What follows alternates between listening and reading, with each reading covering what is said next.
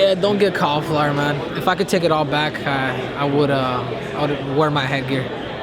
It's I don't know, it's kind of ugly, but it's, you know, it's part of it's a trophy. But just know that a lot of girls won't hit on you because of this. The best advice I can say for cauliflower ear is enjoy it.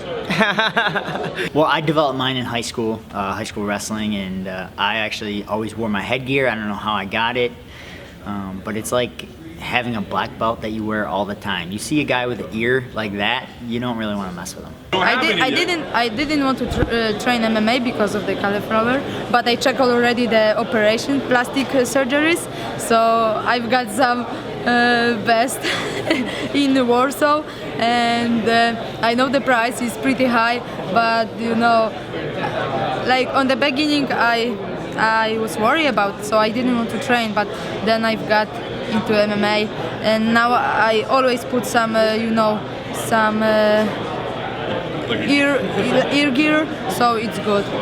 Good head position, good hand control. Yeah, these things they're pretty big, so I'm pretty sure that they'd flare up pretty easy. So yeah, I don't like anyone touching them. And yeah, I just make people miss on punching, you know. I keep them things nice and hidden away. Yeah, I think the first time I got cauliflower ear, I was 14, and at that time in Rio was like everybody has it, you know, jiu-jitsu like roots, you know. And it was cool to have a cauliflower ear, and then I let it come. You know, I didn't stop training. I kept training, and that's why I got those cauliflower ears. I didn't get that until I was 30. So for 15 plus years, never had cauliflower. I just drained it myself. It was the first time I actually had insurance on myself, and I went to a doctor, and then that's what happened. So don't go to a doctor. That's a big no-no.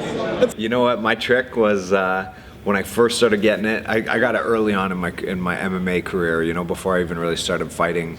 You know, right at the beginning of my professional career, and I started getting it, and you know, drained it.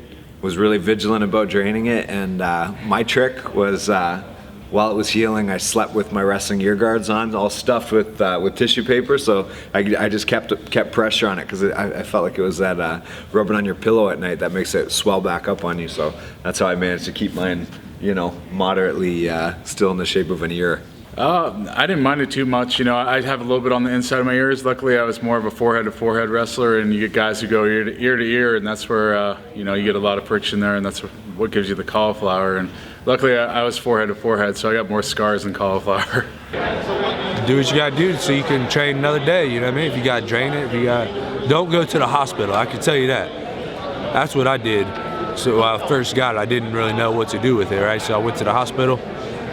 Actually, I went to the Ohio State University Hospital, and they, well, this one you may not cheer for them so much, because they used me as a guinea pig, basically. So I had a student doctor, and they said, "You've never seen this before, so look, we'll show you what this is. You know, it's a hematoma, basically, of the ear, et cetera, et cetera." They let her do the surgery, or whatever you want to call it, you know. So they cut my ear open. So first they had a student anesthesiologist also. So she was supposed to numb it up. Couldn't get it numb. But I didn't know the difference. So I'm like, well, I guess this is what it is, right?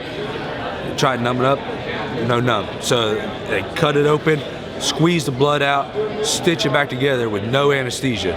And the whole time I'm like, I guess it's just what it is, man. And I'm dying. Worst pain I ever felt in my life. And I remember the stitches they give me 4 stitches. They go in here and then out over here, right? They go in through the half, and she couldn't get it through the rest. So she's poking and digging and trying to get it in. And she yells at our doctor, "Hey, I can't get it through. Can you come get it?" And then she just walks over and pops it through. And took about 2 hours. And they gave me Percocets after. That's how bad it was. Honestly, I think cauliflower is cool. I think you should go after it, just rub them out. You know, I think you know, I feel like using headgear is obviously, you know, best way to stop cauliflower. I was fortunate enough in my wrestling career, I never got it. But if you get it, it's still cool. It's kind of like better than a war wound, like scar. Yeah. Use your forehead. That's actually the hardest part on your head. The ears actually fall apart because of evolution. You're rubbing off everything and it falls apart. Look at these pretty things. Don't get hit. Don't get hit. That's good advice. That's good advice. And you know, if you have cauliflower ear, you wanna get it treated, of course. You can kind of feel it coming when your ear feels funny. Then wear the wrestling protection. Yeah, and then it can go away before you actually get a cauliflower ear. But once you get it, you're screwed.